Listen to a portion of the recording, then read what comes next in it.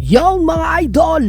Welcome back sa ating channel dahil may bagong pag-uusapan na naman tayo. Bagong balita nga mga kaboltok. Ayon sa isang source, ang Lakers ay nakapokus ngayon sa pagpapalakas ng kanilang mga players. At umaasa daw na sa oras na makabalik na si Gabe Vincent at Jared Vanderbilt ay magbibigay na ng malaking pagbabago sa kanila. Iyan nga ang nangyayari ngayon sa loob ng Lakers mga idol. At dahil din diyan mukhang nakatenga pa ang trade para sa kanila. Kamakailan kasi pumutok lamang ang balitang kukuha pa ang Lakers ng isang star player. At lumalabas nga sa Chicago Bulls nila ito kukuhain. Ito nga ay si Zach LaVine. Noong una matunog ang balita pero ngayon parang nawala na ito mga kaboltok dahil mas pinagtutuunan daw ng pansin ngayon ng Lakers ang pagpapalakas sa kanilang core. At sa palagay ko mga kaboltok, mas mama-maximize nila ang potential nila kung ang lahat ng players ay naglalaro na. Abay, tatlo pa sa kanila ang injured. Kapag naging fully healthy na sila sa pamamagitan niyan, malalaman nila kung sino ang aasahan at kung sino ang pwedeng gamitin sa playoffs.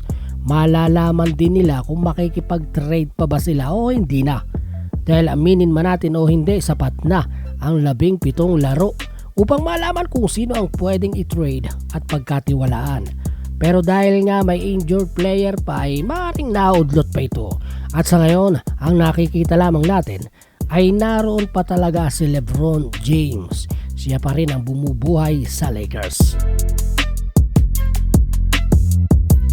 Mga kaboltok, sa akin palagay hindi na dapat kumuha ang Lakers ng isa pang star player. Dapat siguro ay i-maximize nila ang full potential nila. Gamitin ang tama ang mga players, tamang paikot ng tao at tamang paggamit sa kanila. Kung tutusin sapat na ang kanilang team, balanse ng maituturing mula nga sa mga bigs, sa point guard, sa forward at pati sa mga perimeter defender at role player coming off the bench. Kahit ang 6-man na si Rui Hachimura at si AR ay panalong-panalo na para sa Lakers. Tamang paikot ng tao lamang at tamang paggamit at tamang desisyon. Ngayon kung nagawa na nilang lahat yan, ba't natatalo pa rin?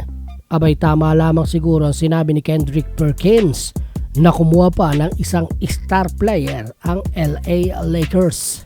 Yung mga idol, anong masasabi mo sa video natin for today? Mag-comment ka na lamang sa ibaba at huwag mo kalilimutang mag-subscribe kung bago ka pa lamang. Bisitahin mo din ang ating Facebook page.